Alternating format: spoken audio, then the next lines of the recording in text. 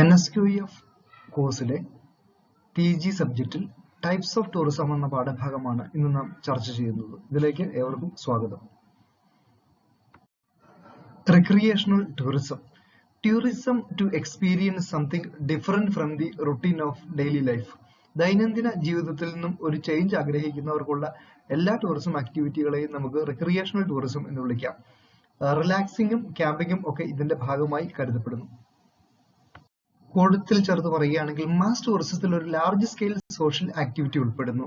അവിടെ ഒരു സമൂഹത്തിന് ഒരു പ്രത്യേക സ്ഥാനമുണ്ട്. എന്നാൽ ഓൾട്ടർനേറ്റീവ് ടൂറിസത്തിൽ അങ്ങനെ ആകണം എന്നില്ല. അതാണ് ഈ രണ്ട് ടൂറിസംസ് തമ്മിലുള്ള പ്രധാനപ്പെട്ട വ്യത്യാസം. Mass tourism, the organised movement of large groups of people to specialised tourist locations. നമ്മൾ മുമ്പ് പറഞ്ഞ പോലെ ഒരു പ്രത്യേക ആവശ്യത്തിന് വേണ്ടി ആളുകൾ ലാർജ് ഗ്രൂപ്പായിട്ട് യാത്ര ചെയ്യുന്നതിന് നമുക്ക് മാസ് ടൂറിസം എന്ന് വിശേഷിപ്പിക്കാം. എന്നാൽ ഓൾട്ടർനേറ്റീവ് ടൂറിസം അങ്ങനെയല്ല, ലാർജ് ഗ്രൂപ്പായിട്ടായിരിക്കില്ല, ചെറിയ ഗ്രൂപ്പുകൾ അല്ലെങ്കിൽ ഇൻഡിവിജ്വൽ ആയിട്ടായിരിക്കും അവർ യാത്ര ചെയ്യുന്നത്.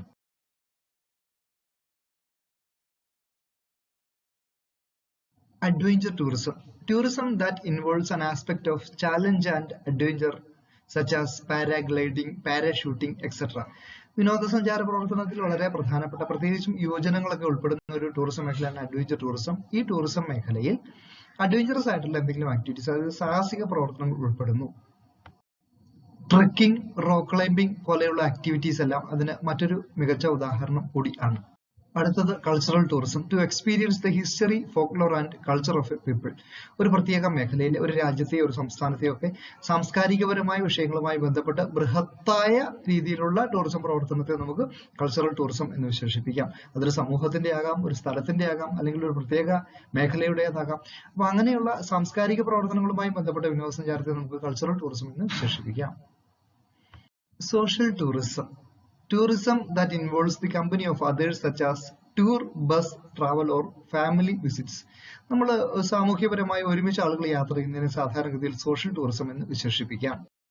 Religious tourism involves visiting of A place of spiritual significance. നമ്മളൊരു സ്പിരിച്വൽ സിഗ്നിഫിക്കൻസ് ഉള്ള മതപരമായ എന്തെങ്കിലും പ്രത്യേകതയുള്ള ഒരു സ്ഥലം സന്ദർശിക്കുകയാണെങ്കിൽ അങ്ങനെയുള്ള വിനോദസഞ്ചാര പ്രവർത്തനത്തെ നമുക്ക് റിലീജിയസ് ടൂറിസം എന്ന് വിശേഷിപ്പിക്കാം. മെക്ക, ജെറൂസലേം, അതുപോലെ തന്നെ കൈലാസ്, മാനസ സരസ്, വേളാങ്കണ്ണി ഇങ്ങനെയുള്ള സ്ഥലങ്ങളൊക്കെ നമുക്ക് പൊതുവെ റിലീജിയസ് പ്ലേസസ് ആയി വിലയിരുത്തപ്പെടുന്നു. അത് കാണാനായി അല്ലെങ്കിൽ അതുപരം മതപരമായ ചടങ്ങുകളിലൊക്കെ പങ്കെടുക്കാനായി ആളുകൾ പോകുന്നതിന് നമുക്ക് റിലീജിയസ് ടൂറിസം എന്ന് വിശേഷിപ്പിക്കാം. Nature tourism, to enjoy a natural setting or wildlife including eco tourism.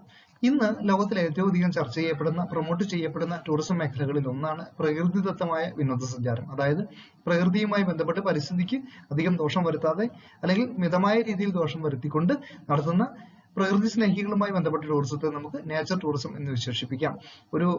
നമുക്ക് നേച്ചർ ഏരിയ ആയിട്ടുള്ള ഫോറസ്റ്റോ അല്ലെങ്കിൽ ഒരു അങ്ങനത്തെ ഒരു ലാൻഡ് സന്ദർശിക്കാൻ, നമ്മളൊരു നാഷണൽ പാർക്ക് സന്ദർശിക്കാൻ പോവുക, അങ്ങനെയുള്ള ആ വിനോദസഞ്ചാര പ്രവർത്തനങ്ങളെ പ്രകൃതിയുമായി ബന്ധപ്പെട്ട്, ഫോർ എക്സാമ്പിൾ എക്കോ ടൂറിസം, നമുക്ക് കൊല്ലം ജില്ലയിലെ കേരളത്തിലെ തെന്മല വളരെ പ്രധാനപ്പെട്ട ഒരു ഉദാഹരണമാണ്.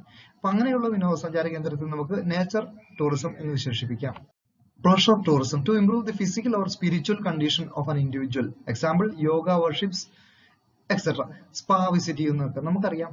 പ്ലഷർ ടൂറിസം എന്ന് പറഞ്ഞാൽ ഒരു വ്യക്തിക്ക് മാനസിക ശാരീരിക ആരോഗ്യം നിലനിർത്തുന്നതിനും അത് നേടിയെടുക്കുന്നതിനും അല്ലെങ്കിൽ അത് ഇംപ്രൂവ് ചെയ്യുന്നതിനുമായിട്ടുള്ള ടൂറിസം പ്രവർത്തനങ്ങളാണ്. ഇപ്പൊ യോഗ അല്ലെങ്കിൽ സ്പാ എന്ന് പറയുന്ന തെർമൽ വാട്ടർ ട്രീറ്റ്മെന്റ് എല്ലാം ഇതിന്റെ ഭാഗമായി നമുക്ക് കാണുവാൻ സാധിക്കും.